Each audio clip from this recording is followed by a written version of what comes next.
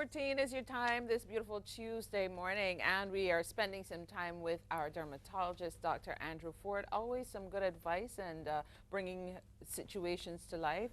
And this morning we're going to talk about seborrheic keratosis. I believe You got it that is. right. Whoa! How about a round of applause Stop for it. Cassandra? Anyway, good morning. Seborrheic keratosis. You That's guys correct. are just waiting, right? Waiting for me to. Doug and Cassandra with the Trip. pronunciations. Yeah. He gave us an easy one for today's Yeah. class. Yes, just for today.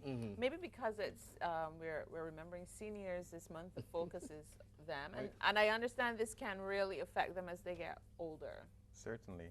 Seborrheic keratoses have various names, He basal said it cell, different. basal cell, papillomas, but they're also called senile keratoses or senile warts. But of course that name didn't catch on very well, so we tried to use some other names This is instead. more aesthetically pleasing.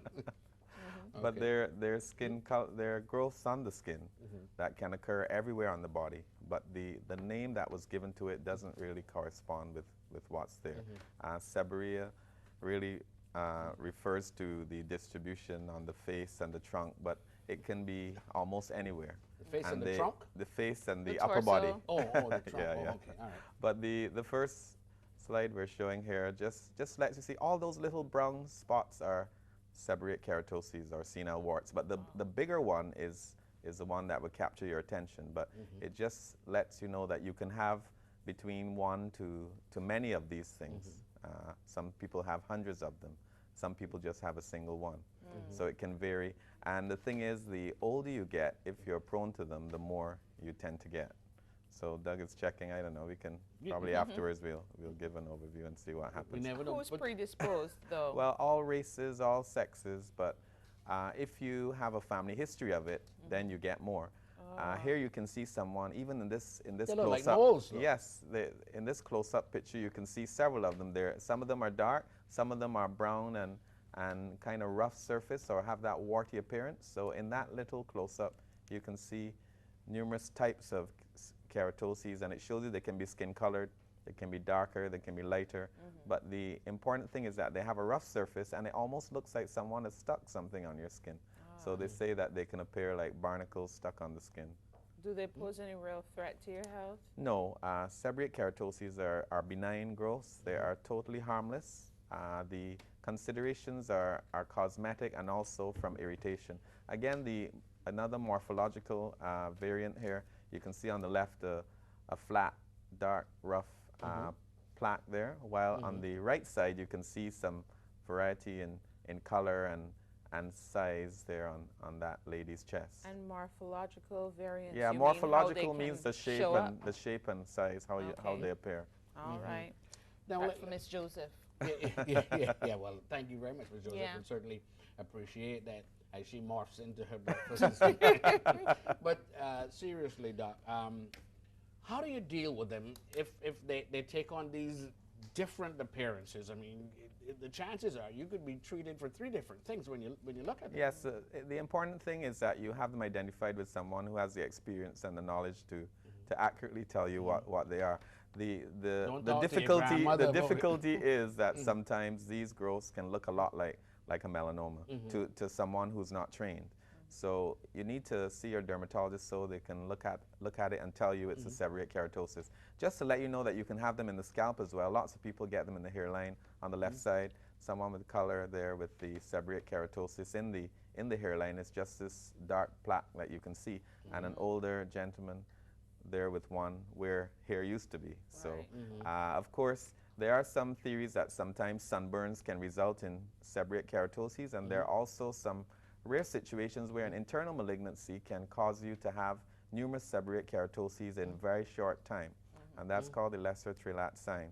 It's very uncommon. But that's a good warning sign. I mean, yes, if that but happens. it's very rare. But if you didn't have seborrheic keratosis, then all of a sudden you get tens and hundreds of them, then you know you should really get checked by your doctor. But certainly in most cases it is just genetic, and that you start out with them, but they get bigger and grow with you and become more noticeable with time. Okay. They seem like persons with lighter complexions generally get them. Is that fair to say? No, that's all races get them. I've had a few with all the variations in color so far.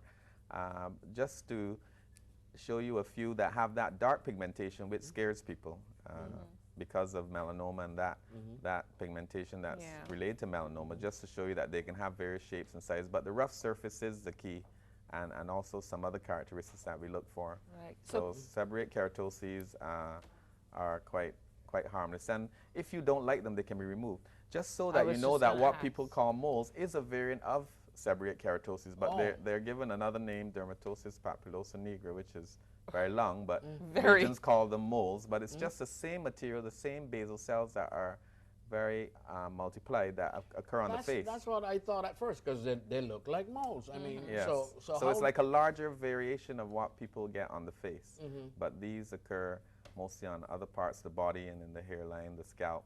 On the previous slide also showed you a gentleman's back, and he had numerous keratoses.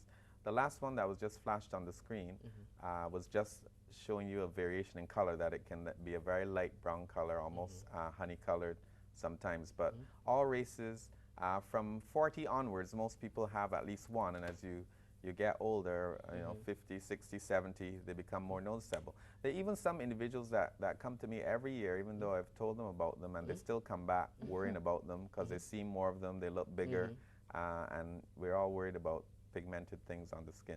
But they present themselves differently based on skin color, though, because what you showed just now, they look a little pinkish, a little lighter in color. Yes, they can be more variety in the lighter skin colors. You can have lighter ones, darker ones. In people of color, they tend to be very dark because we have more melanin, more pigment, so everything that we do is darker. The important thing is that they're easy to get rid of if you have a reason. If cosmetically you really don't like them, they can be removed, but they can be left completely. And there are a variety of methods that you can use. You can electrically burn them, you can freeze them, you can use what's called a shave excision to remove them, and even you can use lasers as well to get rid of them. What are the side effects then of that treatment? What's like the recovery it's just the healing time? The healing time is usually about 10 to 14 days, but they heal beautifully, and the skin comes back to normal as though you never had anything there. Really? No scarring. I can imagine clustered together on your chest. They look like here. Okay. Well, they can take various forms and be elongated, and so it's possible. Yeah. Okay, so this is a good point then to say, don't pull at them and twist at them. Yes, some of the complications are mainly traumatic complications. Like sometimes you can get bleeding because they get caught in clothing. So if they're around the bra line, or maybe where your trousers would fit or something, then they can become injured and can bleed. Or if they just get in the way, let's say a seat belt, then certainly you should consider getting rid of them. Yeah, because I remember having moles though that became long and spiny, and from time to time I'd check and it would be gone. Yeah. So they fall off. Well, if the shape is such that the base of it is very very slim, sometimes the blood supply can be compromised and the mole can fall off. But usually, once there's still some left on the surface, it will just grow back, but it will be slower. It will take a longer time for it to grow back. So some people notice that the crusty areas fall off, or they can scrape it off with their finger, but it slowly grows back. So the older you get, the more likely it is that you'll be able to see them, and the bigger they will get. So you're going to dispel any speculation about this condition creating senility in elderly, given its name. Well, the name was an unfortunate reference to aging. Okay. But not everyone who ages becomes senile, fortunately. All right, that's so true. Thank you for sharing on this with us, Dr. Ford. Anything else that may look like this but may not be it besides the moles that we mentioned? Well, certainly we mentioned the melanoma, which is a big thing. But there's some moles proper that can look like it as well, and I think they're the main things. Okay, so there is a treatment. That is if you want it, because it's just an aesthetic thing. Otherwise, it's harmless. It's a benign situation. You just don't pull and twist at it. And if your seatbelt or anything else is fitting the wrong place, then get that addressed. Absolutely. Right? Say it right? Okay. All right. Thank you so much, Dr. Andrew Ford, for sharing with us on this very interesting topic. What's the topic? Yes, we heard about it just now. Seborrheic keratosis. Thank you, Doug. You're welcome. Thank you.